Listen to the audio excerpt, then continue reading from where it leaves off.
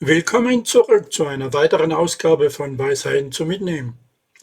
In dieser Folge tauchen wir tief in das Thema „Was ist Zivilisation?" ein. Wie ich in einigen meiner Videos betone, entstehen einige meiner Videos spontan, manchmal eben auch inspiriert von einem TV-Beitrag. Hast du dich jemals gefragt, was Zivilisation wirklich bedeutet? In dieser Episode von Weisheiten zum Mitnehmen werden wir genau das erkunden. Was genau definiert Zivilisation? Im TV kommt gerade die Wiege der Zivilisation lege in Mesopotamien. Was aber genau war dort, das als Zivilisation benannt wird oder genannt wird?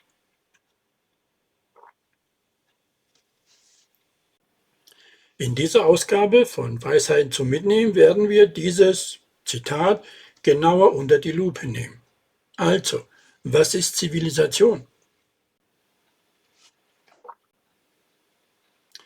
Die Zivilisation bezieht sich auf eine komplexe Gesellschaft, die bestimmte Merkmale aufweist. In Mesopotamien, der sogenannten Wiege der Zivilisation, gab es einige Schlüsselfaktoren, die als zivilisatorisch angesehen wurden. Dazu gehören Dinge wie die Entwicklung von Städten, komplexe Regierungssysteme, Schriftsprache, Landwirtschaft, Handel und kulturelle Errungenschaften. Mesopotamien war eine der ersten Regionen, in denen diese Elemente kombiniert wurden. Städte wie Ur und Uruk entstanden. Es gab eine Hierarchie von Herrschern und Verwaltung, Keilschrift wurde zur Kommunikation genutzt. Landwirtschaft ermöglichte größere Bevölkerungszahlen und es wurden erhebliche kulturelle Fortschritte erzielt.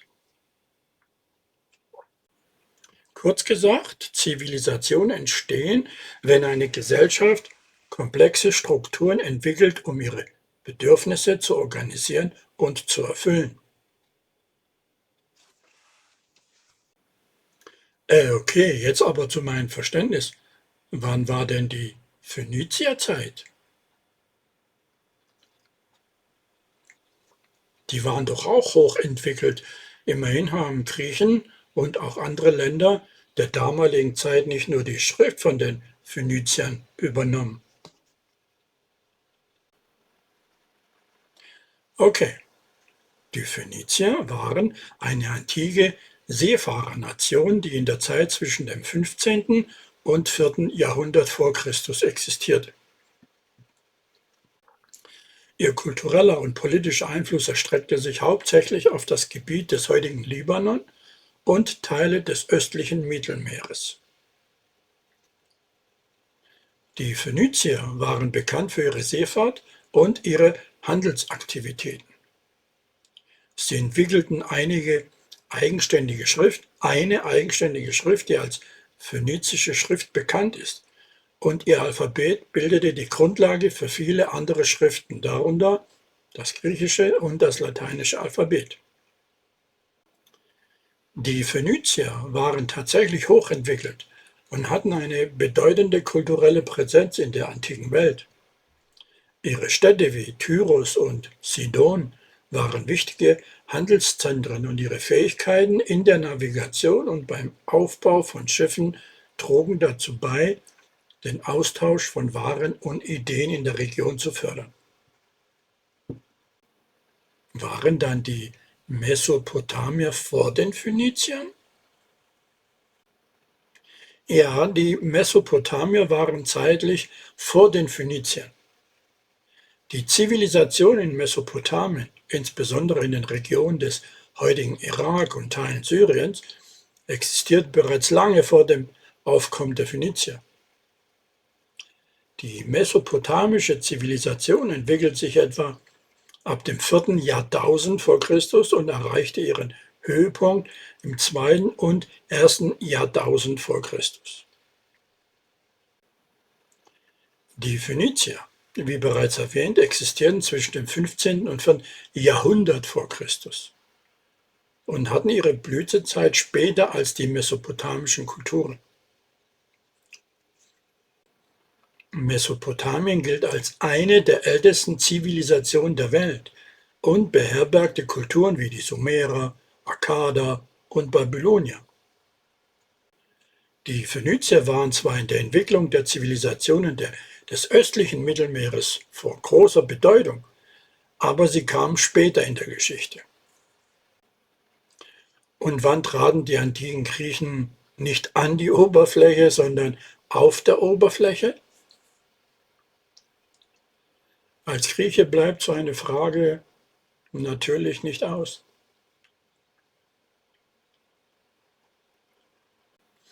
Die antiken Griechen hatten eine lange und bedeutende Geschichte, die sich über Jahrhunderte erstreckte. Die Wurzeln der griechischen Zivilisation reichen zurück bis etwa ins 3. Jahrtausend vor Christus. Frühe griechische Kulturen wie die Minoer auf Kreta und die Mykener auf dem griechischen Festland waren wichtige Vorläufer der klassischen griechischen Zivilisation. Die Blütezeit der klassischen griechischen Zivilisation begann im 5. Jahrhundert vor Christus und erstreckte sich bis zum 4. Jahrhundert vor Christus. In dieser Zeit erreichten die Griechen große Fortschritte in Kunst, Philosophie, Politik und Wissenschaft. Bekannte Städte wie Athen und Sparta spielten eine herausragende Rolle in der Geschichte der Antike. Die genauen Anfänge der griechischen Zivilisation sind schwer zu datieren, aber sie waren bereits in der Antike eine bemerkenswerte Kultur, die die westliche Welt in vielerlei Hinsicht beeinflusst hat. Und warum wird die Wiege der Zivilisation in Mesopotamien verortet?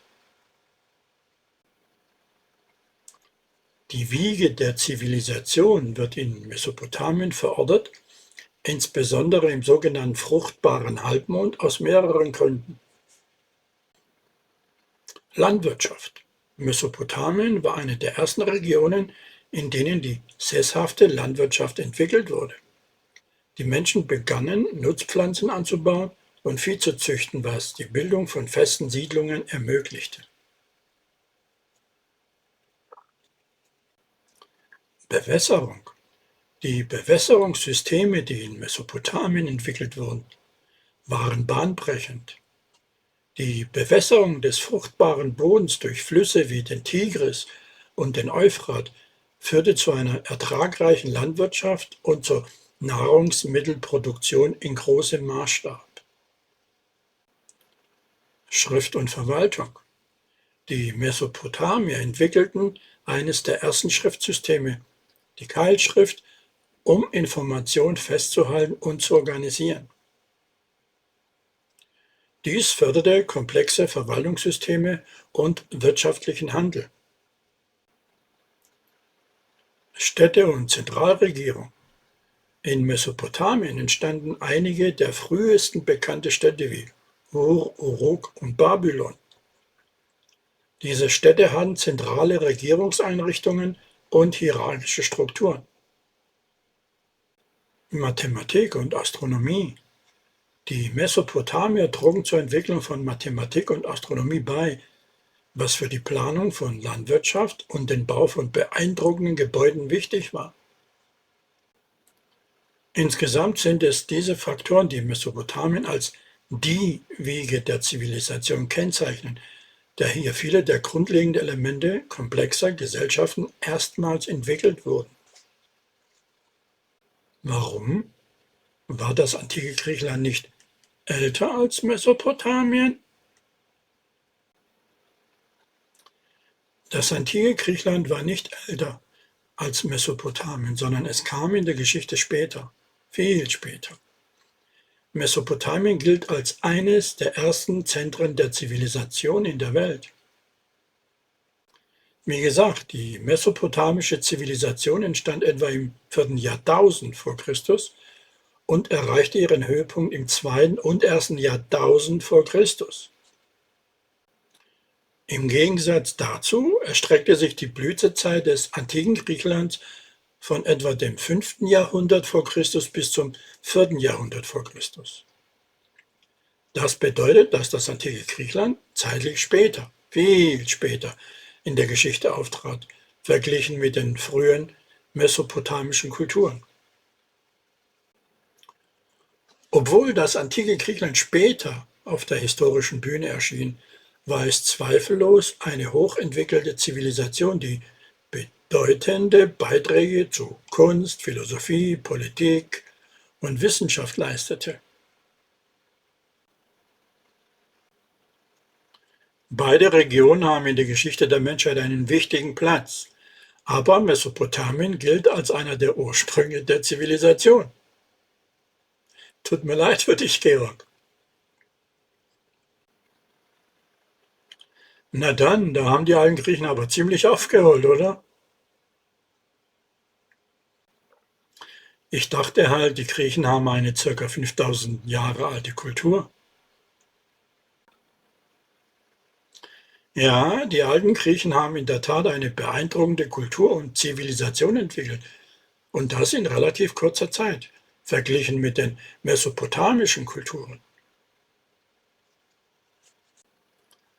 Die griechische Kultur kann auf eine lange Geschichte zurückblicken, die bis in die Antike zurückreicht. Aber die Blütezeit des klassischen Griechenlands, die oft als Höhepunkt der griechischen Kultur angesehen wird, fand etwa im 5. Jahrhundert vor Christus statt. Du kannst das drehen und wenden, wie du willst. Es ist leider so. Tatsächlich ist die Kultur der Griechen sehr reich und hat viele Bereiche der menschlichen Entwicklung stark beeinflusst. Darunter Philosophie, Kunst, Politik und Wissenschaft. Das hatten wir ja. Die antiken Griechen haben zweifellos einen wichtigen Platz in der Geschichte der Menschheit und haben mit ihren Errungenschaften einen bleibenden Eindruck hinterlassen.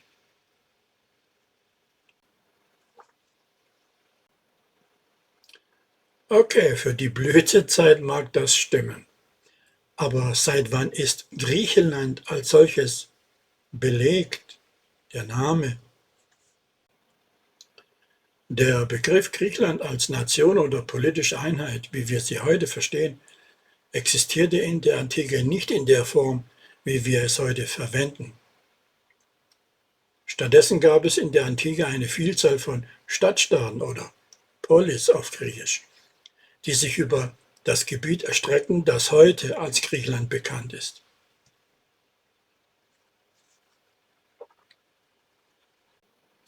Die politische und kulturelle Einheit des antiken Griechenlands war nicht so zentralisiert wie moderne Nationen. Die griechischen Stadtstaaten wie Athen, Sparta, Theben und Korinth waren unabhängige politische Einheiten mit ihren eigenen Regierungen und Gesetzen. Der Begriff Hellas, auf Griechisch Hellas, wurde in der Antike manchmal verwendet, um auf das Gebiet der Griechen zu verweisen. Griechenland als nationale Identität und politische Einheit, wie wir es heute verstehen, entstand erst später in der Geschichte, nach der Zeit des antiken Griechenlands. Es entwickelte sich im Verlauf der Geschichte und führte zur Gründung des modernen Griechenlands im 19. Jahrhundert, nach der langen osmanischen Herrschaft über diese Region. Die osmanische Herrschaft über große Teile Europas, Asiens und Afrikas erstreckte sich über viele Jahrhunderte, und sie hatte sowohl positive als auch negative Auswirkungen auf die von ihnen regierten Regionen. Zu den positiven Aspekten gehörte die Tatsache, dass das Osmanische Reich ein multikulturelles und multiethnisches Imperium war, in dem verschiedene Kulturen und Religionen koexistierten. Dies führte zu kulturellem Austausch und Vielfalt. Das Osmanische Reich trug auch zur Entwicklung von Architektur, Kunst und Wissenschaft bei und hinterließ beeindruckende Gebäude und Kulturgüter. Allerdings brachte die osmanische Herrschaft auch Nachteile mit sich, darunter Konflikte, Eroberungen und Unterdrückung. Es ist wichtig zu beachten, dass die Wahrnehmung der Osmanen stark von der Perspektive abhängt, da ihre Auswirkungen in den verschiedenen Regionen, die sie beherrschten, unterschiedlich empfunden wurden. In der Geschichte gibt es halt selten klare gute oder schlechte Herrschaftsperioden, da sie oft von komplexen Faktoren geprägt sind. Es ist wichtig, die Geschichte in ihrem Kontext zu betrachten und die verschiedenen Facetten einer solchen Herrschaft zu berücksichtigen. Wir wissen ja, der Sieger schreibt die Geschichte. Und weiter oben habe ich gesagt, zu den positiven Aspekten gehört die Tatsache, dass das Osmanische Reich ein multikulturelles und multiethnisches Imperium war, in dem verschiedene Kulturen und Religionen koexistierten. Dies führte zu kulturellem Austausch und Vielfalt. Ob das jemand heutzutage noch weiß?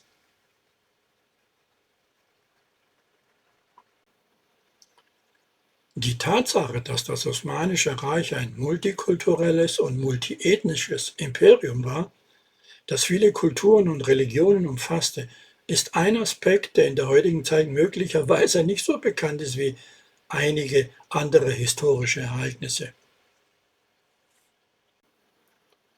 Die Geschichtsbücher und das allgemeine Wissen konzentrieren sich oft auf bestimmte Aspekte der Geschichte, und die Vielfalt und der kulturelle Austausch in den Regionen des Osmanischen Reiches könnten in der breiten Öffentlichkeit weniger Bedeutung finden. Die Osmanen waren aber nicht die Türken, oder? Das gab es dort noch gar nicht. Die Osmanen und die Türken sind in der Tat zwei verschiedene, aber miteinander verbundene Gruppen in der Geschichte. Die Osmanen gehören zur Osmanischen Dynastie und gründeten das Osmanische Reich. Die Türken sind eine ethnische Gruppe, die in der Region lebte und später auch Teil des Osmanischen Reiches wurde. Die Osmanen selbst waren eine muslimische Dynastie, die im 13. Jahrhundert in Anatolien, dem heutigen Türkei, entstand. Sie erweiterten ihr Territorium, eroberten verschiedene Regionen und schufen das Osmanische Reich, das eines der mächtigsten Reiche der Geschichte wurde.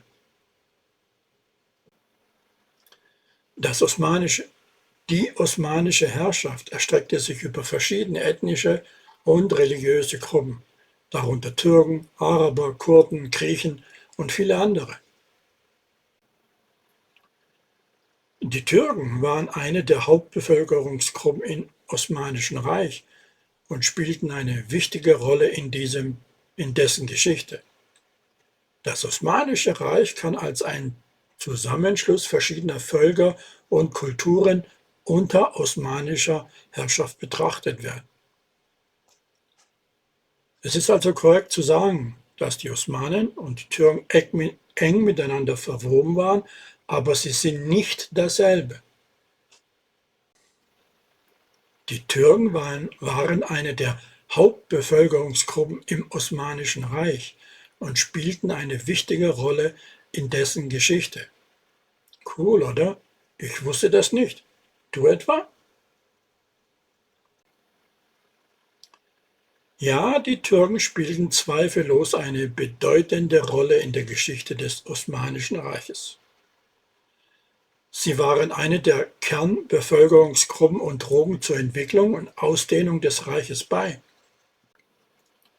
Die Türken und andere ethnische Gruppen innerhalb des Osmanischen Reiches trugen zur reichen kulturellen Vielfalt und zum kulturellen Austausch bei, der in dieser Region stattfand. Es ist faszinierend zu erkunden, wie verschiedene Völker und Kulturen in der Geschichte miteinander interagieren und voneinander beeinflusst wurden. Die Geschichte des Osmanischen Reiches ist ein gutes Beispiel dafür, wie eine Vielzahl von Identitäten und Kulturen in einem einzigen Imperium zusammenkam und miteinander verflochten waren. Ich habe mal gelesen, dass Atatürk in Griechenland lebte. Stimmt das? Atatürk war der Gründungsvater der modernen Türkei und spielte eine entscheidende Rolle in der Entstehung der türkischen Republik. Seine Biografie und Herkunft sind gut dokumentiert. Atatürk wurde in Selanik, Thessaloniki geboren, das damals zum Osmanischen Reich gehörte. Aber er verbrachte einen Großteil seines Lebens in der Türkei und war ein führender Politiker und Militärführer in der Türkei. Was weiß man über Atatürks Vater? Mustafa Kemal Atatürks Vater war Ali Reza Efendi. Er war ein Beamter und arbeitete im osmanischen Makedonien. Über sein Leben gibt es weniger bekannte Informationen im Vergleich zu seinem Sohn Atatürk. Ali Reza Efendi verstarb, als Atatürk noch ein Kind war, und die beiden hatten eine begrenzte Zeit miteinander. Wie bei vielen anderen Elternteilen von historischen Persönlichkeiten liegt der Fokus der historischen Forschung und Biografie in der Regel auf der berühmten Person selbst. Während Atatürks Mutter, Zubeide Hanim, und ihre familiäre Herkunft besser dokumentiert sind Informationen über Atatürks Vater begrenzt. Es ist bekannt, dass er ein einfacher Beamter war und dass Atatürk wenig Erinnerung an ihn hatte, da er früh verstarb. In den meisten Biografien und historischen Darstellungen wird der Schwerpunkt auf Atatürks eigener Lebensgeschichte und seinen Leistungen gelegt. Makedonien war osmanisch? Alexander rotiert im Grabe. Tatsächlich war Makedonien in der Geschichte Teil des Osmanischen Reichs. Nach der Eroberung von Teilen des Byzantinischen Reiches durch das Osmanische Reich wurde Makedonien zu einem osmanischen Gebiet. Diese Region blieb für viele Jahrhunderte unter osmanischer Herrschaft, bis das Osmanische Reich im 20. Jahrhundert aufgrund verschiedener Entwicklungen zerfiel. Die historische Region Makedonien ist reich an Geschichte und hat im Laufe der Zeit viele Veränderungen erlebt. Alexander der Große, einer der bekanntesten Herrscher der Antike und einstiger König von Makedonien, stammte aus dieser Region. Ja, es ist interessant, wie verschiedene Epochen und Herrschaftsperioden die Geschichte und die geopolitische Struktur einer Region formen können. Ratet mal, wo ich geboren bin.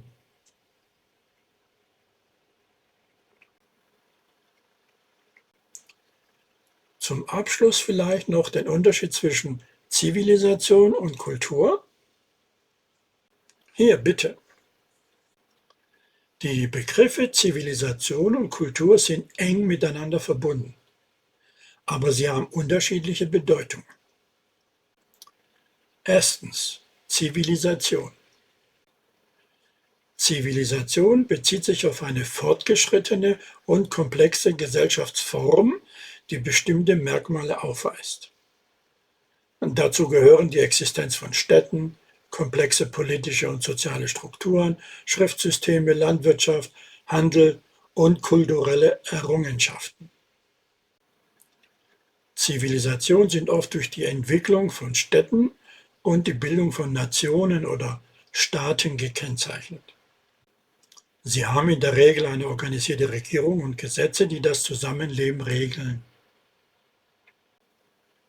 Beispiele für Zivilisation sind zum Beispiel das antike Ägypten, das Römische Reich, das Osmanische Reich, das antike China und viele andere. Zweitens Kultur.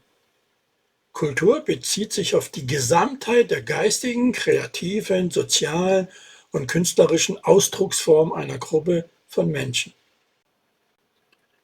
Dies umfasst ihre Sprache, Traditionen, Bräuche, Kunst, Religion, Werte, Normen und Lebensweisen. Kultur ist vielfältig und einzigartig für jede Gesellschaft oder Gemeinschaft. Sie prägt die Identität einer Gruppe und beeinflusst, wie Menschen miteinander interagieren und die Welt um sich herum wahrnehmen. Kultur kann in verschiedenen Teilen der Welt sehr unterschiedlich sein und ist oft das, was Menschen als ihr Erbe betrachten. Zusammengefasst also, Zivilisation bezieht sich auf die organisatorischen und strukturellen Aspekte einer Gesellschaft, während Kultur die geistigen und kreativen Ausdrucksformen und die Identität einer Gruppe darstellt. Zivilisation und Kultur sind eng miteinander verknüpft, da die Kultur eine wichtige Rolle in der Gestaltung und Prägung von Zivilisationen spielt. Das war eine faszinierende Reise in die Welt der Zivilisation. Ich hoffe, ihr habt genauso viel gelernt wie ich. Wenn ihr eure Gedanken teilen möchtet, hinterlasst gerne einen Kommentar. Wir haben heute Zivilisation erforscht, aber es gibt noch so viel mehr zu entdecken. Lasst mich wissen, über welche Themen ihr mehr erfahren möchtet. Bis zum nächsten Mal auf Weisheiten zum Mitnehmen. Vielen Dank, dass ihr dabei wart. Ich möchte eure Gedanken hören. Teilt eure Meinungen und Fragen in den Kommentaren. Wir sehen uns dann im nächsten Video. In diesem Sinne, lebe, als würdest du morgen sterben. Lerne, als würdest du ewig leben. Mahatma Gandhi. Dieses Zitat ermutigt dazu, das Leben intensiv zu leben und ständig zu lernen. Es erinnert uns daran, die Balance zwischen gegenwärtigem Genuss und zukünftiger Weisheit zu finden. Es bedeutet, im Hier und Jetzt präsent zu sein, aber auch stets offen für Wachstum und Veränderung zu sein. In Bezug auf das Thema Zivilisation über unterschiedliche Kulturen kann dieses Zitat bedeuten, dass wir unsere Zeit nutzen sollten, um kulturelle Vielfalt zu schätzen und von verschiedenen Kulturen zu lernen, während wir gleichzeitig unsere eigenen Werte und Denkmuster reflektieren. Es ermutigt zu einem offenen und neugierigen Geist, der bereit ist, von anderen Kulturen und Zivilisationen zu lernen. Die Geschichte von Mahatma Gandhi und die Unabhängigkeitsbewegungen in Indien sind faszinierend und zugleich traurig und beunruhigend. Gandhi setzte sich auf beeindruckende Weise für die Unabhängigkeit Indiens von der britischen Kolonialherrschaft ein und verwendete Prinzipien des gewaltfreien Widerstands und des zivilen Ungehorsams. Es ist aber auch leider wahr, dass nach der Unabhängigkeit 1947 die Teilung Indiens in die beiden Staaten Indien und Pakistan eine der tragischsten Entwicklungen in der Geschichte dieser Region war. Die Teilung führte zu gewalttätigen Konflikten, Vertreibung und Leid für viele Menschen. Zivilisation ist nicht immer etwas Positives.